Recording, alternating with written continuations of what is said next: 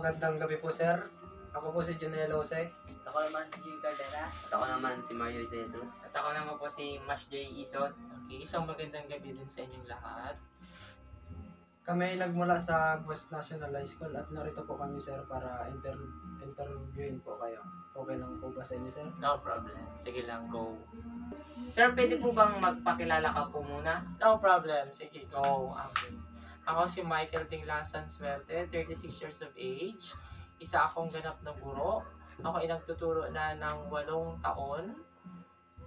Teacher 3, dito sa Pitugo Elementary School, Pitugo sa Occidental Mindoro. At ako ay single. Sir, alam naman natin na isa ka ng successful na guro. Pero bago ang lahat, sir, pwede mo po bang i-share sa amin yung mga pinagdaanan mo bago mo nakamit yung isang pagiging guro? Ang ganda naman ng interview niyo. Mas masarap pa to sa NNK. Ayan. So ako ay nagmula sa isang simpleng pamilya na kung saan yung tatay ko ay magsasaka at ang nanay ko ay purong housewife. Kami ay 6 na magkakapatid. So, alam mo naman natin ng mga panahon na sobrang hirap ng buhay. So, nag-aaral ako ng elementary, naglalakad, aray ko parang parang MMK baga ito. Ayan, tapos, ano ba? Parang ba yung kwento yung elementary ako na? Wala, sapat lang yung baon. Ang baon ko nun ay piso. Piso nga. Tapos, kung minsan wala, ang ginagawa ko nun para magkaroon ng baon. During elementary days, ang ginagawa ko, nagtitinda ako ng tubo. Ayan, nagtitinda ng gulay bago pumasok. Ayan, sa awa ng Diyos, nakapagtapos naman ako ng second honor. Ayan, Brady, charot lang. Ayan. Nung secondary, nung high school ako ay nag-aral sa San Jose National High School. So, ganun pa rin ang buhay. Pag pumapasok sa school, naglalakad papunta sa school. Ayan. So, bahay school lang talaga. Kasi nga sabi nila, diba may pangarap ka, kailangan matuto kang magtiyaga. Kasi ang pinaka-importante dyan, may plano ka. Kung may plano ka kasi sa buhay, even though kahit na mahirap yung mga pinagdadaanan mo, kung may gusto kang marating, kahit na mahirap yung pinagdadaanan mo, kayang-kaya mo yun. Kasi may plan ka.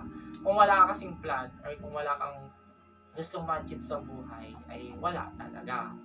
Ayan. So, nakapagtapos din naman ako ng high school sa awa ng buhay. Ganun yung cycle, bahay, school, tipid, bahay, uwi, school, nag-boarding house doon. And then, nung college, nung nag-college ako, first year college, after nung first year college ko, nag-stop ako noon. Kasi nga, sabi ng mga magulang ko, hindi nila ako kayang paaralin. That's why, bumalik ako ng college when I was 22 na. 22 years old na ako bumalik na ng college. So, was supposed to be 17, first year college ka na. Pero, 22 years old ako nung bumalik ako ng college. Then, trabaho muna ako sa ibang lugar, nag-ipon.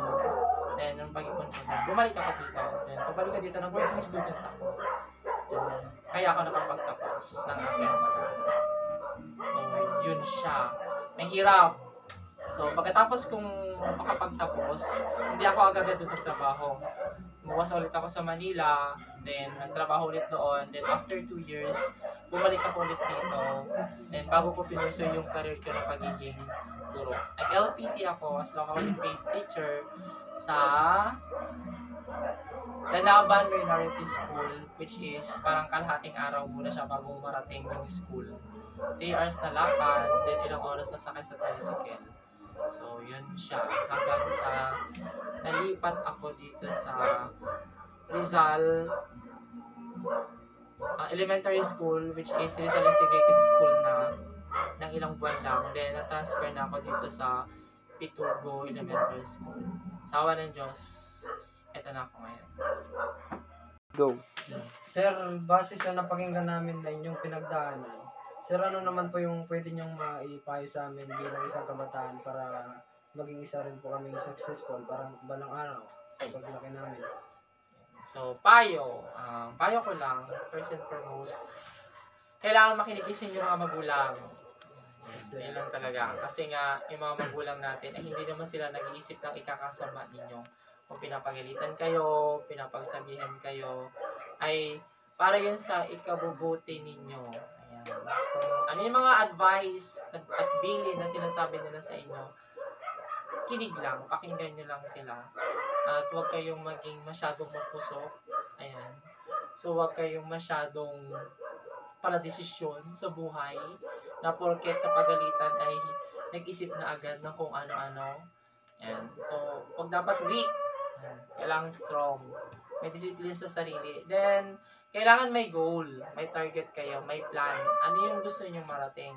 If may plan kayo at may gusto kayong marating, kahit ano pa yung mga hindrances, kahit ano pa yung mga problema na dumating, kahit ano pa yung mga pagsubok na dumating, as long as straightforward yung plan ninyo, may gusto kayong marating sa buhay, then ma-achieve nyo yan. Makinig lang kayo sa mapayo.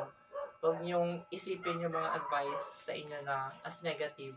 Think at least always as positive kasi lahat ng mga sinasabi sa inyo ay pinagdaanan ng mga tao na kapaligid sa inyo. So ginagawa nila yun para sa ikabubuti mo, ikabubuti nyo, at ikagaganda para sa buhay nyo. Go. Sir, maraming salamat po sa maganda niyong payo sa amin. Sana po maging isa rin pong gabay para maging isa rin kami successful parang kagaya niyo. Ayan. So, welcome. Nawa ay makatulong ito sa inyo at nawa sa susunod na balik nyo dito ay mga professional na kayo sa kung ano man yung mga bagay na gusto nyo parating ba ng araw.